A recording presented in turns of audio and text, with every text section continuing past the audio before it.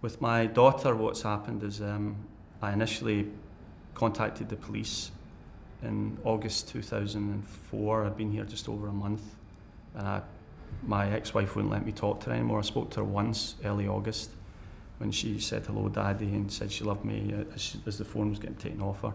Every phone call thereafter, she was busy or couldn't, let me talk to her or whatever. I gave my wife about 3/4 of what I had. The way we'd set up the divorce settlement is that £1 million, about $2 million, was held separate, subject to her buying a house in England. And once she did that, the money would be released. Well, she bought the house, took the money, sold the house, and disappeared, which I thought might happen. I was hoping wouldn't. I never suspected she would stay away from Callum. I didn't. I just never dreamed that would happen. So I started to get very worried and contacted the police. And every single thing, it's so hard to deal with these things because the conversation goes along the lines of, I'm phoning from Houston. Well, when are you going to be back in the United Kingdom? I'm not. Why? I'm on bond. I'm not allowed to travel outside Harris County. What for? The allegation is fraud against that way.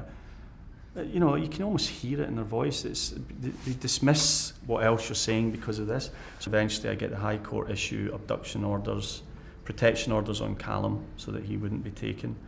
And we start a very long process of trying to track her down. Eventually we got evidence that she'd moved to Tunisia, North Africa.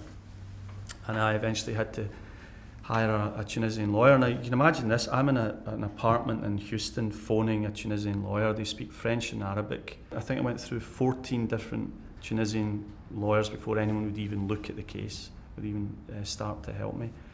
By now, this whole process has taken a year. I've phoned every single school in Tunisia that's bilingual. I've phoned every lawyer that I can get a hold of. I've gone through credit card companies, mobile phone companies. Sometimes I think I'm making some progress and then it just falls away. We've never seen her, never heard from her.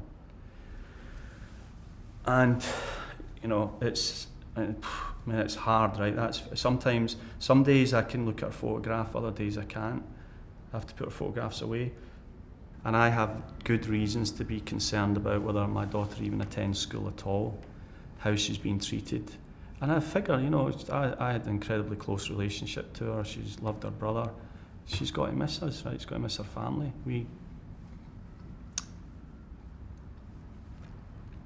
So my daughter's abduction is bad, but I have to believe that she's been well taken care of and that she's happy. I hope to God she is. That's what I'm trying to find out. But my son's abandonment in many ways I think is worse. And I don't understand because his mother was a great mother and loved him very much. And now there's no contact at all. We don't know where she is. We've not heard anything from her. And she doesn't, she's not sent him any birthday cards or anything. So it is, one of the reasons I am working so hard to get back, just to get home, is for him, is to